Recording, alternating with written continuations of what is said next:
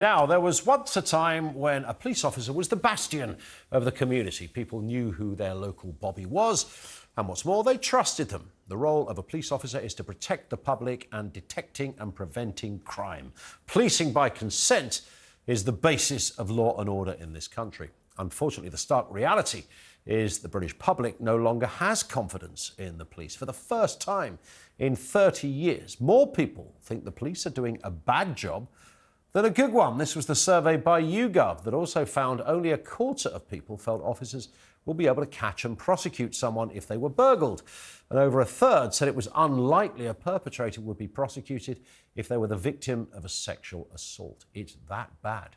Now, it's fair to say the police force have had a right good kicking over the last few years. Rightly or wrongly, some forces have been embroiled in scandal. 5 constabularies in England are currently under special measures. But some of this was not the police's doing. Budgets have been cut continuously during the last 14 years of Conservative rule. Around 20,000 officers were cut by the then Home Secretary Theresa May.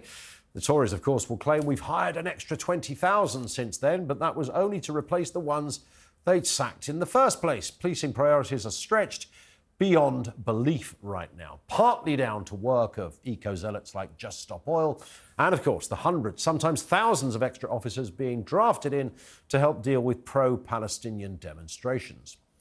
And for most people, the reality is this: if you're burgled today, you could be waiting more than a day, 2 or 3 in some cases, for someone to come to your house. It's not surprising then that the biggest police force in the UK is also the one that's mostly under the spotlight right now.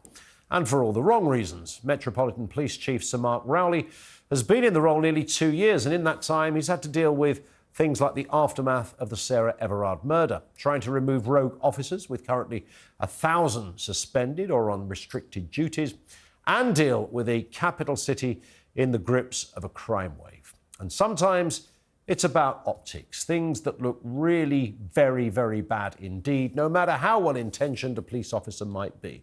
For many, this moment was the proverbial icing on the cake. It might have been just one officer's, but perhaps the clearest example of a rotten response. If I could ask you to stay there, please. Thank you very much. I know, I have heard you. I don't want to stay here. I want to leave. Well, in that case, sir, And I'm going that way. when the crowd is gone, I will happily escort you out. I'm going to walk. No, I don't think that. No, sir. I don't want anybody antagonising anything. Yeah, and at the moment, sir, you are quite openly Jewish. This is a pro-Palestinian march. Right. I'm not accusing you of anything, but I'm worried about the reaction to your presence. Openly Jewish. That was Gideon Falter, the chief executive of the Campaign Against Anti-Semitism, a Jewish man being told he's not free to cross the road in London in 2024. It beggars belief. The Prime Minister said he was appalled by the treatment given to Mr Falter. The Met have issued 2 apologies now. The original response caused further outrage. Gideon Falter has said it's time for Sir Mark Rowley to resign.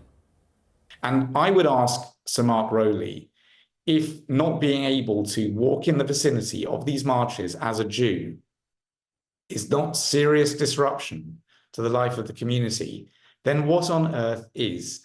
And if he's so serious about safeguarding the Jewish community, why doesn't he use these powers to ban the marches? And why doesn't he investigate all of the incidents that happened to me on the march instead of just press releasing that he's going to meet with me when apparently he has no intention of doing so? Well, unfortunately for Gideon Falter and others, the Met chief is not going anywhere. Whitehall has made it clear Sir Mark Rowley's job is not under threat. But don't read too much into that. The same thing, of course, was said time and time again about his predecessor, Dame Cressida Dick, and we all know what happened to her. With all of these elements in mind, we're asking this question: do you still have trust in the police?